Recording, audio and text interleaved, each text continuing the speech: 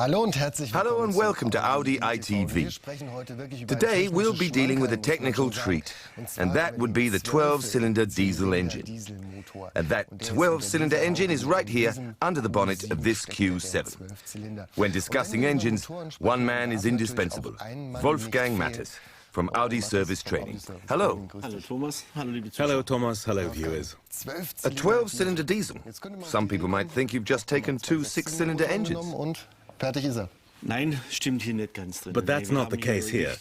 We've taken the germ of the Le Mans racing car, the R10, with its 12-cylinder TDI engine, and evolved it for this car.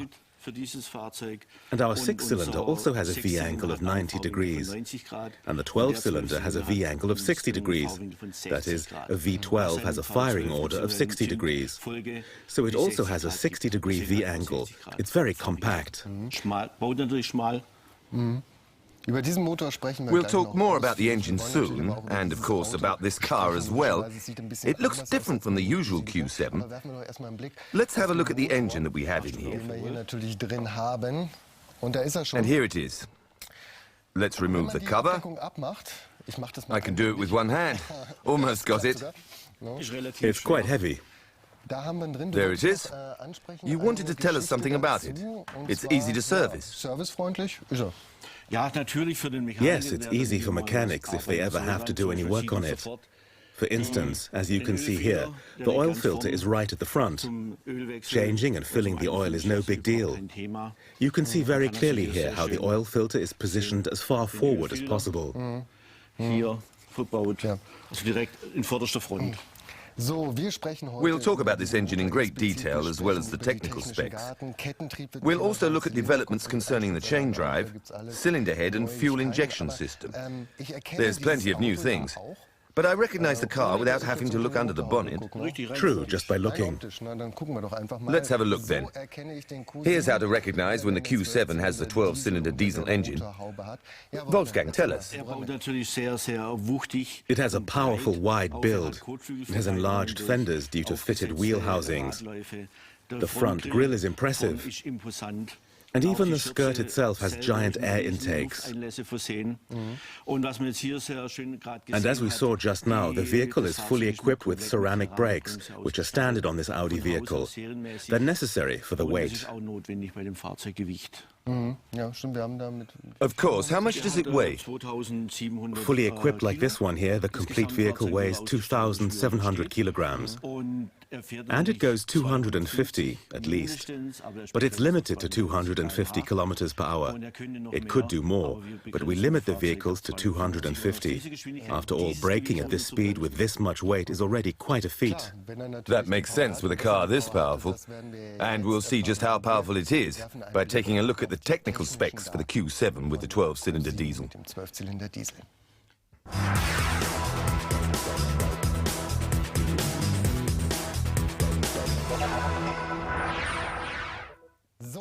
Okay, Wolfgang. We've prepared a small graphic to demonstrate the technical specs, and as you'll see, they're extremely impressive. Indeed. Here you can see it has a displacement of 5,934 cubic centimeters. So that's a 6-liter displacement. And that's a figure that lets you know the power output behind it and the torque. 500 HP and 1,000 Newton meters of torque. These are some powerful specs that we have here. That was deliberate. We wanted it to be something special. And 1,000 Newton meters of torque, 500 HP, that's quite a tasty morsel, as they say down my way. And another great thing about the vehicle is the firing order, which is there for everyone to see on the engine. It's impressive. Everyone on my course had to learn it by heart. That's what I did with my students, and what fun we had. The 12-cylinder firing order. Is it Euro 4 emission standard? Indeed it is. It would actually fulfill the requirements for Euro 5. But since there's still no EU legislation governing SUV vehicles, it's difficult to say right now, so it's currently classified as Euro 4. The torque is even more impressive. You've brought along a diagram. We can see that it's actually a straight line. That occurs from 1,000 revolutions onwards, from idle speed. It's already at 1,000 Newton at 1,500 revolutions. And it really stays up there until it hits 3,500 to 3,750 revolutions. Then it tops out, but still performs optimally. When you're driving, you're constantly at the optimal torque. You really feel that as well. It's great fun. Is it like that from initial acceleration? It takes off straight away with real power. The torque falls back a little at startup right until traction occurs. Then the 1,000 Newton meters really come into play. You feel the power. And it's not just the acceleration, it really goes. The wheels positively embed themselves into the asphalt. That's a beauty of the car. You said if you hit the pedal again at 200, it takes off, right? It's almost like starting the car at 200. I'm just trying to imagine that. Let's talk about the cylinder shape itself. We have a V engine. 90-degree cylinder angles are common at Audi. Here it's 60 degrees. Yes, here we have 60 degrees. From here it goes to the crankshaft center, then to the camshaft center. It's also around about the middle of the pistons. We've got a 60-degree angle there. 12-cylinder engines have an ignition interval of 60 degrees. That's why it's perfect for this V 60 degrees. This also means that we don't have a split crankshaft journal on the crankshaft. As with 6- and 8-cylinder engines, there's a split pin in order to reach the firing order. Here we have a continuous crankshaft journal, and thus the 60 degrees as well.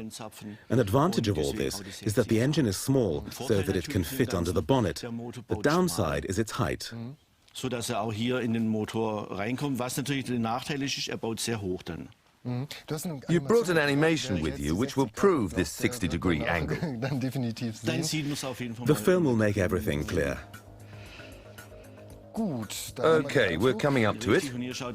Yes, here you can easily see the angle from the piston or cylinder center from one side to the other, and it's an angle of exactly 60 degrees. This also affects the firing order. So it's different from the 90-degree angle. The advantage here is that it's smaller, but a little higher. Yes, it's a motor racing engine, hence this 60-degree angle, because the space restrictions in Le Mans vehicles require this. That's the reason behind it. Stability at the crankshaft is higher than with split-pin crankshafts. There's a very thin connection between the two pins. This engine contains less solid metal and, as such, less material. That's to do with stability. While we're on the topic of the engine, we should also touch on the chain drive. Let's do so now.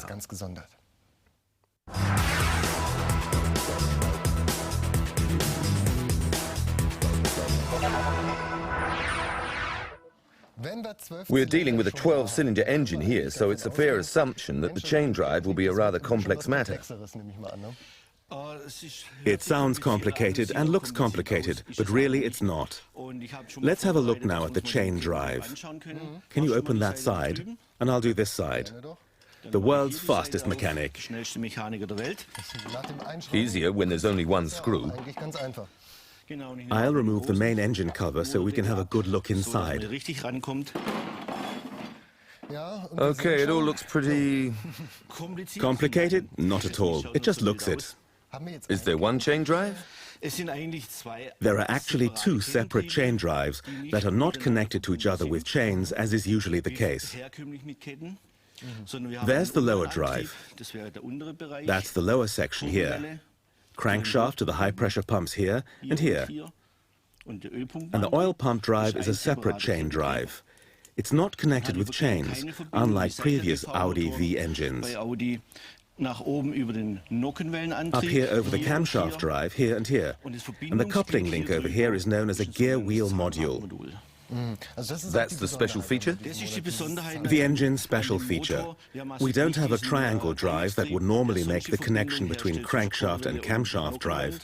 Instead, there are two gear wheels. And these are special gear wheels. Und es sind auch zwei besondere Zahnräder. Could you tell us more about them? Richtig. Wir haben im unteren Bereich In the lower hier section here, we have the gear wheel that's built into the crankshaft. It has helical teeth, just like the upper gear wheel situated above, but actually only sits on a deviating shaft. It's a deviating shaft, not a balancer shaft like in the six-cylinder. Here's the second gear wheel with helical teeth. This gear wheel's special feature is that it compensates for play in a similar way to the camshaft drive. There's no play between the gear wheels, so we have compensation. The same applies here too. The drive of crankshaft to camshaft is free from play. Das heißt, der Antrieb Kurbelwelle zu Nockenwelle ist spielfrei. Do the chains need replacing when servicing? Nein, das sind Lifetime. No, they're lifetime chains. You don't have to do anything to the chain drive. If you have to replace the high-pressure pump like this one due to problems with the drive, then you have to open the chain drive, and you have to take the engine out to do this. But after that, it's easy to repair. When the engine's dismantled and the casing cover removed, you can very easily strip down each individual chain drive. You have to reset the engine with the TDC, disconnect the rig pin, and then you can open the upper chain drive and install the high-pressure pump or whatever is defective. Then you disconnect this pump. We'll have a separate show about this. Then it's simple. You don't need to do anything in the upper drive. Previously, you had to readjust all the control cells in the chain drive. That's no longer the case.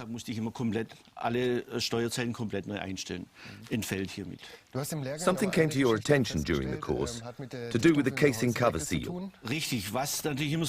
Yes, there's always a problem when unscrewing the large casing cover. When the mechanic inserts the cover here, there's always a continuation of the cylinder head seal on the side here. If the camera zooms in here, you can see it easily. I'll move it a bit.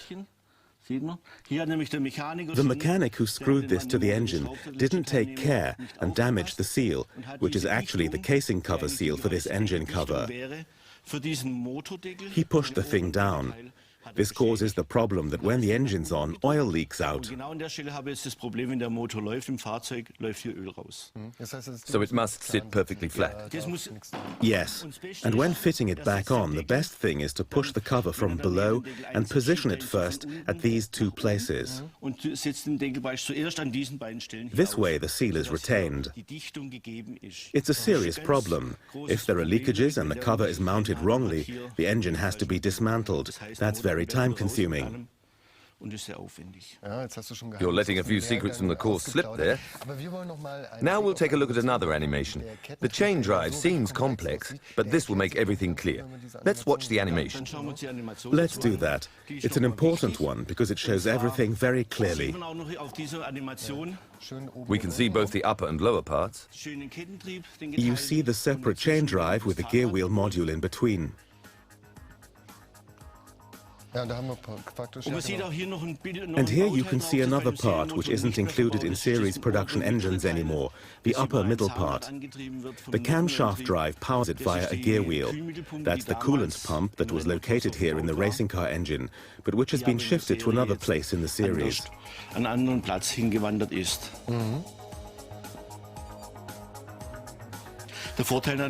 The advantage of the gear wheel module is that we're free from play.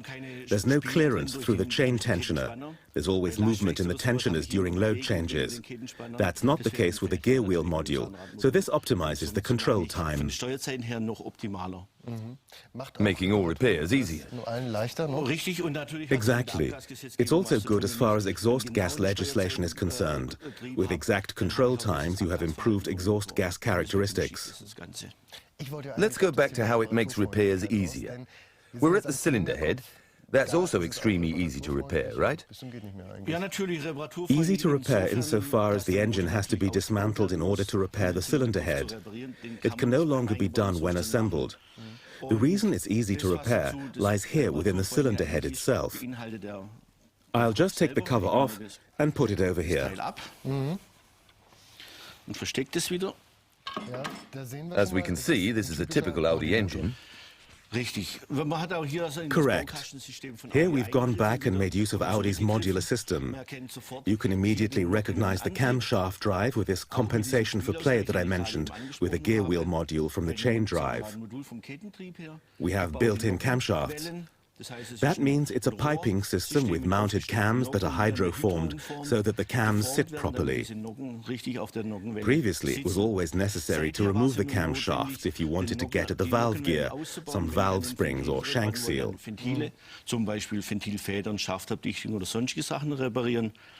The three-part cylinder head here has made it possible to completely detach the camshaft bearing casing without removing the camshafts and thus dismantling it.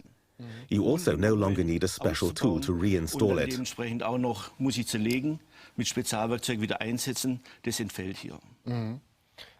We've also got an animation about its three-part design. You'll actually get a good look at it. Why did I say actually? You'll get to see it. Here we have the two cylinder banks. Which one to dismantle, the left or right one?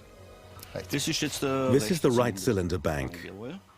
Here are the three parts. The lower section is the valve block where the valves with the valve springs are inserted. The upper two parts form the camshaft bearing housing. The upper is the ladder type frame, which you previously had to remove in order to reach the valve gear in the lower section. The advantage is that you get to the cylinder head screws by removing the housing, which you can't get to in the installed state. You don't have to adjust the shafts to find an opening. It's well designed. It's also much easier for the mechanic, easy to repair. Definitely. It's no use having 12 cylinders if they don't work properly. They only do that if the fuel injection system works. It has a special feature which we'll look at now.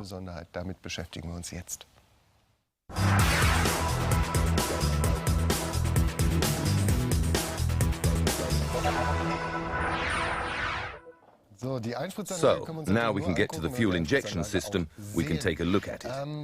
We haven't removed the cylinder head, and we have everything we need in front of us here.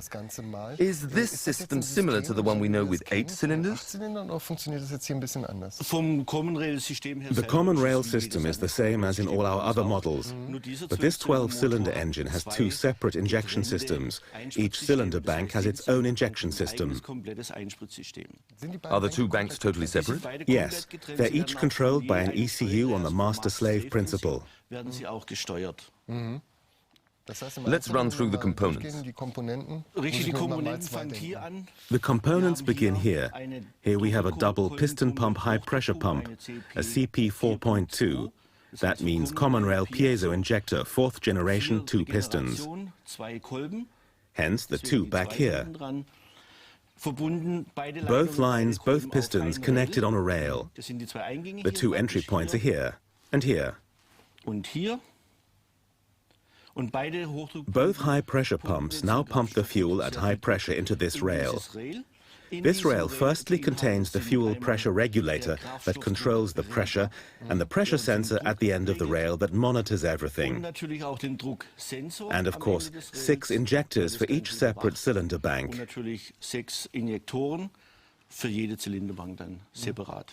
How high is the injection pressure? Here we're at 2,000 bar maximum. So traveling at full throttle, there's 2,000 bar injection pressure at each cylinder bank. The animation we have will show us how the whole thing functions. You can see that the two systems are separated from each other. You see them here individually. The advantage is that there's no rail connection underneath, as with the 6- and 8-cylinder engine. So we have two separate systems. You can even follow the firing order with this. Yes, you can follow it better here by watching the green flashes. That's also a possibility. The system runs independently. If one of the two systems fails, I'll still be going with 6 cylinders.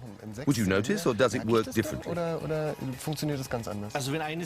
If a system on one bank fails, the engine stops. So I couldn't continue driving? It wouldn't be able to function. It would cause mechanical problems if one side was overburdened. That would damage the mechanism.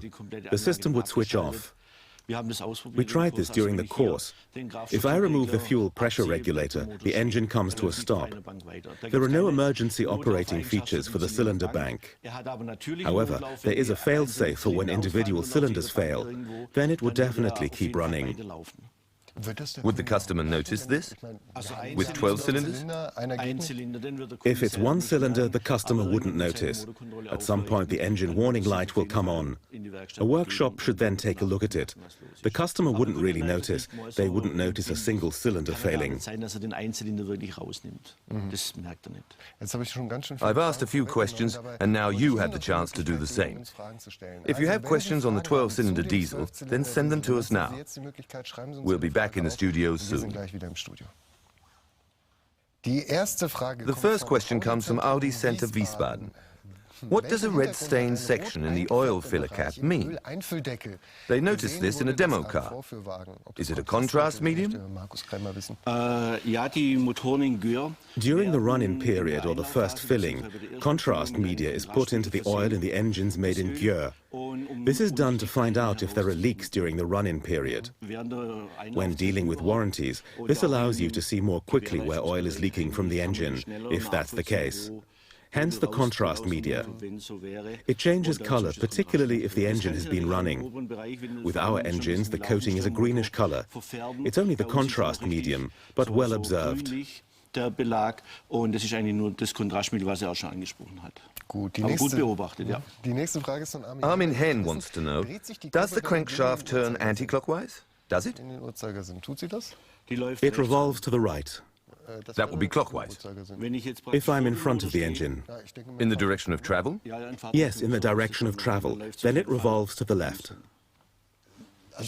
Anti-clockwise, then? Anti-clockwise. Or is that clockwise? Like this. That's how my watch goes. Okay, that's true. So yes, that was a rather tricky question. Werner Orendi asks, how heavy is the 12-cylinder engine? Care to lift it, Wolfgang? I wouldn't be able to. I'm not that strong. The unit weighs approximately 330 kilograms. That's respectable. Yes, the whole thing is solid castings. The block from vermicular casting is very sturdy and correspondingly heavy. There's also fluid inside. You said that coolant is more than 2 cases of beer. Yes, it contains 23.5 liters of coolant, and it contains 16.5 liters of oil without dry sump lubrication. There is no dry sump lubrication. Instead, there's an oil pan. So there's 16.5 liters of oil, including the filter. Coolant is the topic of the next question from the Rhine region. Why was the coolant pump built in differently to the racing car? Where's the coolant pump in racing cars and in the Q7? In racing cars, it was integrated at the back of the chain drive in the gear wheel section. The coolant system here looks different to those in racing cars. It's at the front, where it can be better accessed. The coolant control takes place there, while racing cars don't have it. Therefore, it's been mounted in a separate casing at the front, so the mechanic can get to it more easily. The next question is from Audi Center Reutlingen, and it's about oil standards. Engines in all vehicles with particulate filters use VW50700. They use low ash oil, and it's designed for long life service, that is 30,000 kilometers or 2 years. A respectable volume of oil. Indeed, 16.5 liters of VW50700. You can work out yourselves what an oil change costs. The next question, what's the maximum injection pressure and why were the systems separated? It was the logical thing to do. The size of the engine requires a lot of fuel for each bank. 6-liter displacement also has to be supplied with fuel. So in the case of full load drives, this allows you to have the full amount of fuel via 2 high-pressure pumps. 2 separate systems are suited to that. Having 2 separate systems was the best way to do this. Of course, they're coordinated by the master ECU, so that both cylinder banks operate evenly with injected fuel quantity, etc. How would I notice if it wasn't functioning? Would the engine behavior tell me? Something along those lines. An open injector would disturb the vehicle's quiet running, and this engine is extremely quiet. You don't imagine that it's a 12-cylinder engine. We tested that with a coin. Compared with an electric motor, it's very quiet. Put a coin on top of it and it won't fall over. The next question, what's the maintenance interval? 30,000 kilometers in long life service. If you're set to a fixed interval, then it's 15,000 kilometers. But as it's equipped with 2 particulate filters, the vehicle generally uses the low ash oil, the VW standard 50700. Rainer Lange asks about the future. Will this engine also be in the A8? No. If there was space? No. In the next A8? No. So this engine is exclusively for the Q7. It wasn't even specially developed for this vehicle. It was developed for use in car racing, for the Le Mans racing car. From there it was further modified to suit only the Q7. It's an exclusive vehicle, since only this vehicle has this engine. Werner Wust wants to know, is the engine limited to 250? Yes, just like all our vehicles. It's not a special vehicle, it's a production vehicle. All our vehicles are limited at 250 kilometers per hour. This is a condition that the manufacturer has specified.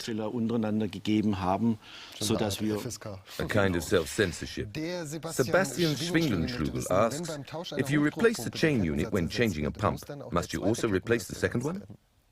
No. Why does he want to replace the chain drive if he only has to replace the pump? The chains don't receive much wear. We haven't even had to check the chain's length to see if it's stretched, as there's no need to do that. We can reintegrate the chain unit when we change the high-pressure pump. Patrick Augustin wants hard figures. How much is this car? A fair amount. It does cost more than most of us can afford. For some people it won't matter. This vehicle costs around 150,000 euros in Germany. But the ceramic brakes come with it. Yes, it's standard for the front and back axle to have 20-inch ceramic brakes and brake discs. So it's well equipped in this respect. The vehicle is worth the money. It's equipped with Bang & Olufsen. You don't have to try and sell it. Another cost-related question, what does such an engine cost? I haven't looked into this. It's not available as a replacement part and never will be available. I'd say at least 30,000 euros, if not slightly more, is the cost of the engine alone. If I want to have it, I won't find it in any other model. If I drove an A8, maybe I could have it retrofitted. No, you couldn't. It's quite expensive. Put it on the back seat of the A3. It would fit there for sure.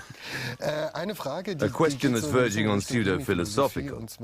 Heinrich Peter wants to know, is there a fuel-saving mode if you switch off single cylinders? No. It goes into trailing throttle at 0 delivery. But I can tell everyone who thinks that it's a massive gas guzzler, this isn't the case. If you look at the specs, in city conditions it averages 9 liters in fuel consumption. On the motorway it's also consistently in this region. I said 9 for the city? No, 11 in the city, 9 in the country, and 16 when at load. I've also driven the car, and I was surprised.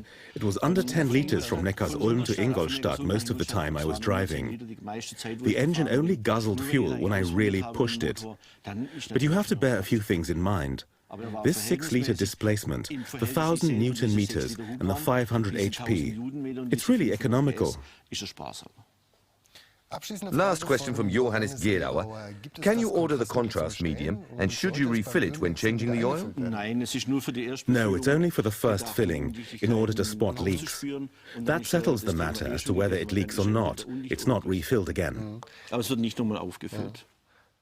I have one last question. Does the Q7 have a safety device to prevent incorrect fueling? No, not at the moment. It has a diesel sticker. It has a diesel sticker. I know what he's thinking. If you accidentally fill it with petrol, that means you have to replace 12 injectors and 2 high-pressure pumps. And don't forget working time. That's good for the workshop, not for the customer. You'd have to take out insurance for that. But there is a system we'll discuss in the next program, if I'm on the program, dealing with clean diesel. It has an incorrect fueling protection system. Only a diesel fuel pump nozzle can be inserted in the fuel flap. Or by using force. Or with force, or a little patience. That could work. You can have it refitted for safety. I don't know about this right now, but we're thinking about it.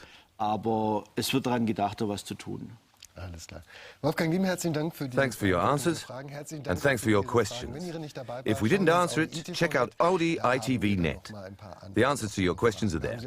You can view this program again, download it and evaluate it. There's an online questionnaire under the rubric Quality Feedback. That's all for today. Next week, there's more about sports cars. It's about the RS model, or more accurately, DRC filling. There are some innovations that will make servicing easier. Thank you for watching. Wolfgang, thank you as well. Thanks very much. Thank you. All the best. Bye. Tschüss.